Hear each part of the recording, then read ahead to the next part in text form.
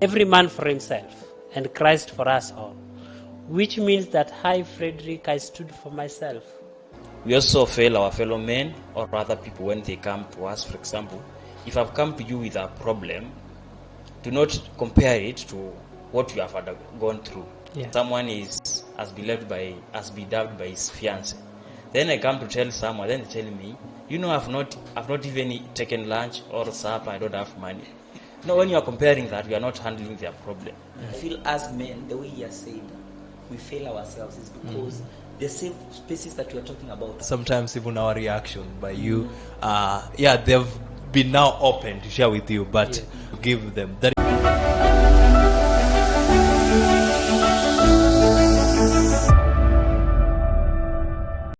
Don't inherit that thing.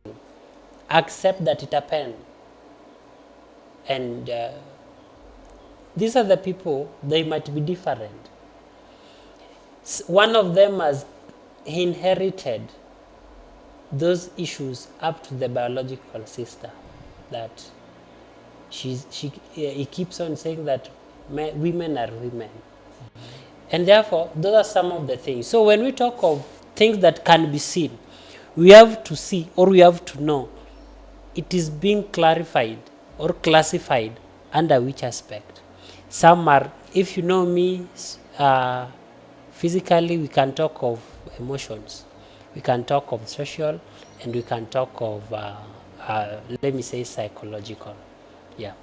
Allow me to rest there, as my friend also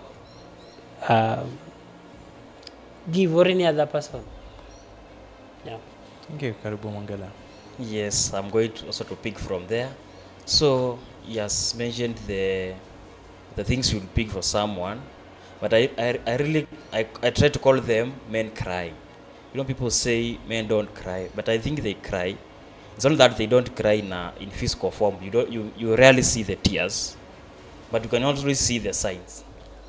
So to know whether someone is either depressed or is undergoing something or stressed, we tend to say, like, when you are stressed, speak up, talk. But sometimes there is both subjective and the objective ones. Subjective is the one which person will feel like, I really need to speak, or I'm stressed. Then now there is the objective one, the ones you have to observe in your friends. Like a break in character. Someone was very clean, he suddenly becomes very dirty.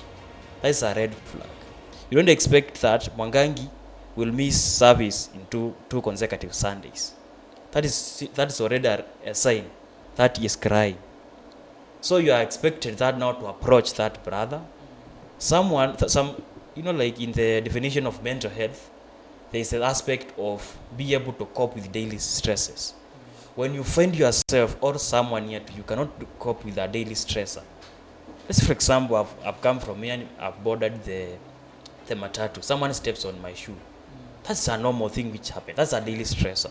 If I cannot cope with that and I talk to the person in a bad manner, that shows you that I can no longer cope with my daily stressor.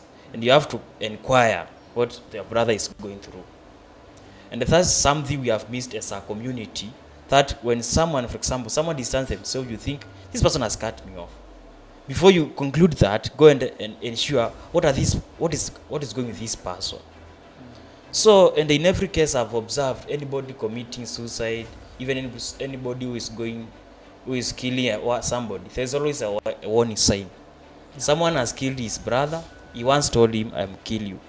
Yeah. Nobody wakes up in the morning and says, I want to kill someone. Yeah. Nobody says they want to die. But just hear someone say, I don't see the meaning of living. That's already a red flag that this person does no longer feels the need to live, and that you should take action. But as a community, I think we have lacked those inner eyes. Yes, that one is. And when someone is telling you something, you see, how you respond to the first thing I open to you will determine how much I will respond the next time. If it makes you, someone says something very interesting. If it makes you angry, if it makes you hungry by listening to it, just imagine how it feels for them living it in their life and they cannot forget about it. So, yeah, thank you. That's amazing, and I love the aspect that he said inability to cope with the daily stresses shows that there's something wrong within yourself, and also Fred mentioning about aspects of mental health, and even Jeff, as you come in, I would wish you to share your mind, but also you could tell us what are some of the categories of when we speak of mental health. Yeah, what are those categories where you could classify them under depression and bipolar disorder, and you just maybe quickly giving explanation towards them. Yeah, I think I really want to echo what our friend Mungela said. I think it's very powerful. Like the ability not to deal or to cope with the daily stress in the right manner. You know, everything about mental health, it's not, the problem is not mental health. Imagine stress will always be there. There will, all these crises will happen. People will be heartbroken. It won't stop. Like, even if we talk about heartbreak and everything, it will always be there. Someone even now has been heartbroken. Yes. You get, when we talk about grief, someone now has lost somebody. Pressure The to work. problem is the coping part. Yes. You get, this is what the entire thing about mental health is about, the coping part, whereby someone cannot cope healthy. Yes. Get my point? Like now, you step in, like if I'm going through something, for me to be able, like for example, I'm grieving. Someone will cope well. They will cry, of course. They will do, but they will. Another person will be depressed. Those are two people who are going through grief, but they have coped differently. And now all this is brought about the aspects he was talking about, the emotional part, the psychological and social. The stability that you have emotionally. You know, even you might be, that's why we have a different breaking points, like everybody. Today someone might be, like if they lose somebody, they won't be depressed, but when they go through heartbreak, they will. The way, like, I'm able to cope with financial crisis is not the way the other person will cope with financial crisis. That tells you, depending on who you are, everybody has a different limit in different situations. You get my point? So whatever might seem small to you, to another person is a big issue. You might be doing well, like you have your finances together, and even today you fell in your place of making your finances together, you cannot be depressed. But for me, it's a different case. When my finances are not in order, it's giving stress all the day. Also, it might be your problem is you can never manage your relationship part, whereby if you are heartbroken or someone leaves your life, you are crashing. But for me, I don't. You get my point? That's what we need to strike that balance and understand. There is no one who is lesser because they are coping this way, the other way. You get my point? Like simply because I've told you I'm going through heartbreak, and for you, you know how to cope well, and for me, it seems like I'm depressed because of an heartbreak. You should ignore it and look like this is not a healthy way. You get my point? Simply because for you, you coped well, does it mean you are any better? You have other issues where I can cope well and you can't. You get my point? So when I wanted to insist on that, because I failed, the question that you asked earlier, how do we know that you are reaching a breaking point? Is that instability that he was talking about? The ability you cannot stand the normal things that are happening. You get my point? You know, death, for example, death is a normal thing. Everybody will die. You get a certain some point, everybody will be an orphan. You get my point? Those are normal things of life. I'm not trying to degrade it and say people losing their loved one, it's okay. I'm not saying that. I'm just saying it's a normal phase in life. And when that phase comes, the ability to cry and also continue with life, that is what gives us the ability that we can cope with those emotions. You get? But now when it reaches a point whereby I've lost someone and I'm out of control. You get my point? Like I'm crying day in, day out. I cannot work anymore. If I was a teacher, I'm not teaching anymore. If I'm a preacher, I'm not preaching anymore. That means I'm not able to cope with that situation well. So for me, I feel those small things that we look, the instabilities that we see, the inconsistencies that we see, whereby someone is heartbroken, they have been in that heartbreak for a year. That's a bad coping mechanism. You cannot be crying for a year because someone left you. It's okay to be left and you will get sad, but crying for a year, just weeping because someone left you for a year, I think that's too much for a heartbreak. You get my point? So that we need to understand that we need to be checking and knowing this does not look normal. Yeah. You get? Or I just do something to you and the way you reacted it, did that really require that reaction? You get my point? Yes. Someone just tells you something and the way you reacted it, it seems fishy. Yeah. Those are the things that should always be there to see, and especially to your group of your friends. Personally, I have friends and I know, okay, for me I talk. I love to talk, and I think it's because I'm more of extrovert. I talk about my issues every time, like especially to my friends. I really tell them because I don't love to have so much in my heart because I feel it really breaks me. So I when I share it out, them just telling me it's fine. For me, that makes the whole difference. Sometimes even I'm sharing, not because I want help. I just want to tell someone to tell me it's okay. If someone has left your life, come on. God will bring another person. That ability just to tell me there is hope, for me it's enough.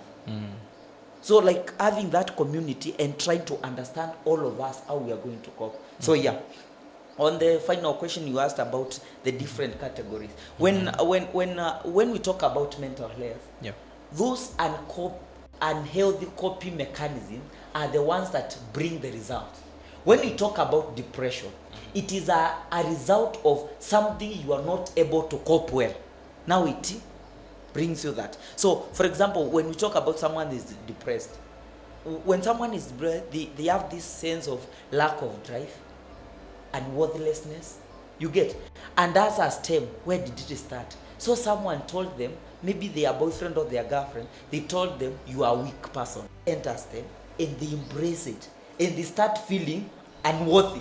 And now, because they cannot cope with it to be able to stand and say, I'm not defined by what that person said.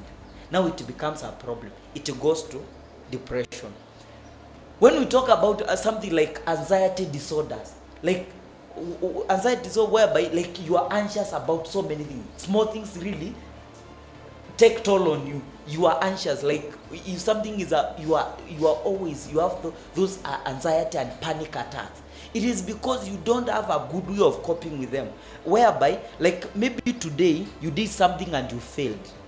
So every time you're about to do the similar thing, you are so anxious about it because you know from the past. Not knowing that now to cope well is to understand, simply because I failed yesterday, it doesn't mean I will fail today. And it's also okay to fail. You know, like we need to embrace everything in the negative part to understand it's also okay to fail. It's also okay not to perform well. You get? It's okay that I did my best and I did not qualify. You know, like I don't have to beat myself every time and to be anxious because an exam is coming, simply because I failed the last cut. Now every day when another exam is coming, I feel like I'm failing. You get? So there are so many, like even PTSD. What we talk about, stress due to a trauma that happened before. It's also a bad coping mechanism, whereby something happened to you, and all your life you think, when a touch of that thing appears, you feel it will repeat itself. You get my point? Not knowing that it's not simply because it happened in your childhood, doesn't mean it will happen all your life. You get my point? Yeah. And those coping mechanisms, now when we talk about the negative coping mechanism, is whereby even some people enter into drugs, they enter into alcoholism, they are smoking, they are entering into wrong companies, not because they want, but because they are trying to cope. That's also a coping mechanism, but it's unhealthy way of coping. Get my point? And also they are healthy way of coping, whereby you understand, I'm going through stuff, where can I get help? Can I talk to my friends? Can we sort this thing out? If it's I'm going through a financial crisis, where can I see someone who is good in finances? How can they advise me? How can I walk in this journey with them so that I may be a good financial manager? You get my point? Yeah. Great, great. And maybe just still on that, I don't know where you classify imposter syndrome. Um, if the feeling of because you're mentioning about the anxiety disorder, there's the feeling of you're not worth enough. Sometimes you've done something, and then you're like, I think I was not. Some of the achievements you've had, you still feel that you've not done them well. Yeah, you see the aspect that you still keep on. You find even people obsessed with work, and they keep, always doing. They're much driven towards work that all of their focus is on it, so that they don't give really even room to have other aspects which Fred was mentioning, the healthy habits, which your social life, growing in your social life. So it's majorly the aspect of you continuing to run for pursuing life, pursuing work, pursuing excellence. So it could be in anything.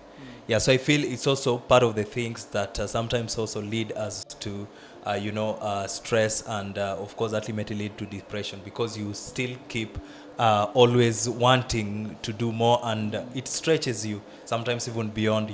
Yeah, I feel that really can come from a point of the whereby someone feels they are inadequate. Yeah, exactly. Depending on whatever situation that brought about that inadequacy. It might be someone talked something, said something. It might be they failed before. You get, so every time you fail, even if you have done well, you feel, no, I have not done what I've not done my best. You get, you find yourself, every day you want to do more or to do an extra, which just is, to prove it's a okay point. to have a drive for success. It's okay to have that drive to want the best and to excel in whatever you are doing. But it's bad when it's coming from a negative point, whereby I feel I'm inadequate, so I did it in the wrong way. So the motive of me doing it is because I feel I'm insufficient in whatever I did. We need to understand, in life there are stages of growth.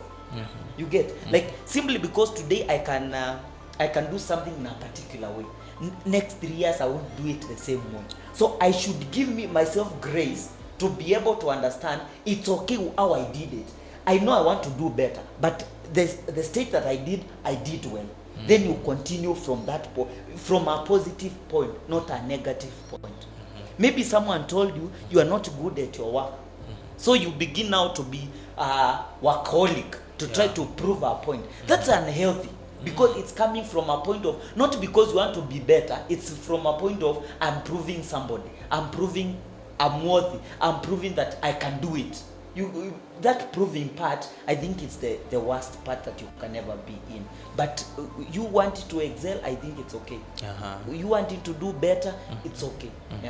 Yeah, that's great. And I've loved the moments you are explaining that some of the things that you're doing them, for lack of a better word, overboard. Yeah, so that even if it is heartbreak here in the period of you mourning, it should not go like beyond a year. And I think these are deliverance for some of us. Yeah, especially if you are still mourning for after 2 years, and you're like, I really love this person, really and so I think some people need to move on now. Yeah. Okay. Fred. Thank you so much. It's very interesting.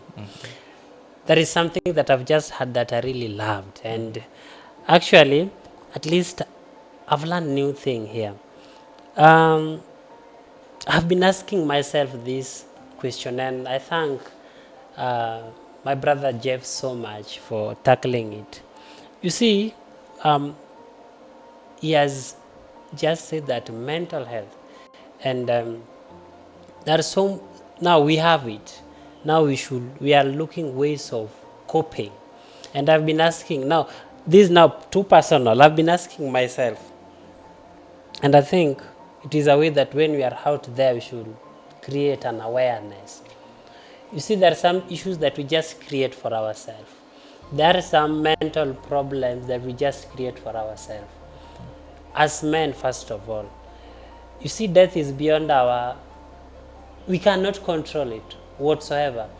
And now that is why when I lost my dad, yes, I grieved for a period of time. But one thing that really convinced him even before he was married was that this thing is beyond me.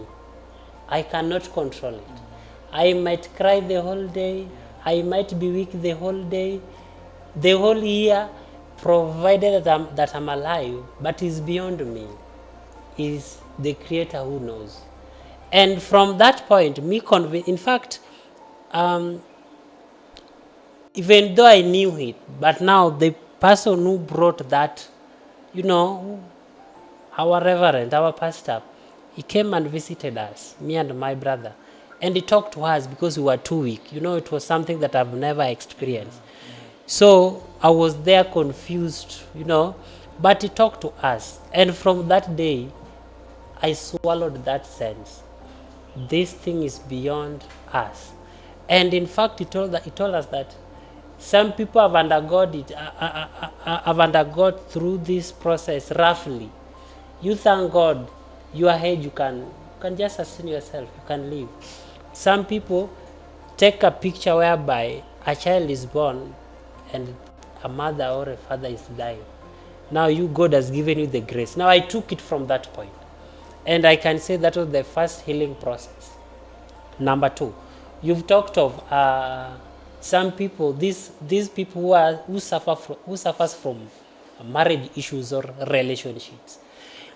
I think it's high time we go out there and tell them that, you see, these are temporary. Yeah, we are temporary things. When person B rejects you, person A will still looks for you. Person C is still there. There is that life you get. And when we talk of job pressure, it comes a point you say, okay, I did financial issues and I can also do other things. Si lazima I go keep on records, mambo na accounts every time.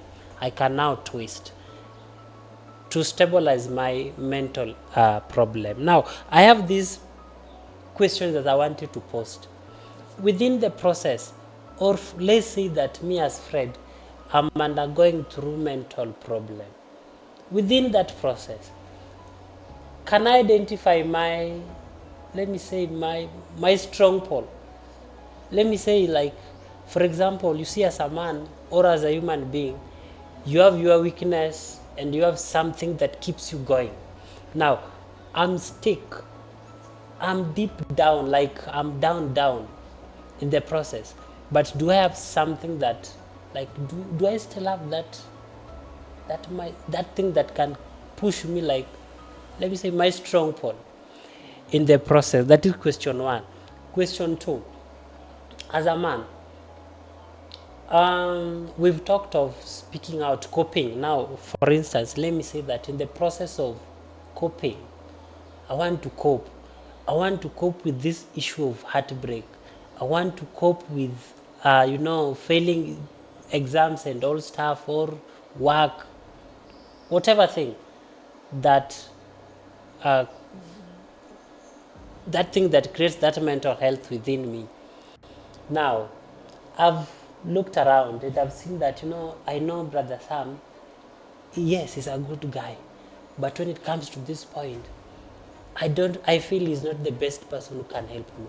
Then, for example, I'll look around here and I'll see, like, there is not that best person, that better one who can help me in this process. Then I stepped out of that door. Then I found a lady. Then he's now coming in. Do you think, as a man, I'm allowed to go extra mile, opposite gender? Yeah. Great. And I think as we are responding to that, we're just getting into a quick break. Then we are coming back to the next session where we want also to share to what a point where we are able to share our experiences with people, and to whom you feel that, okay, this person, I could be open to share with them my experiences.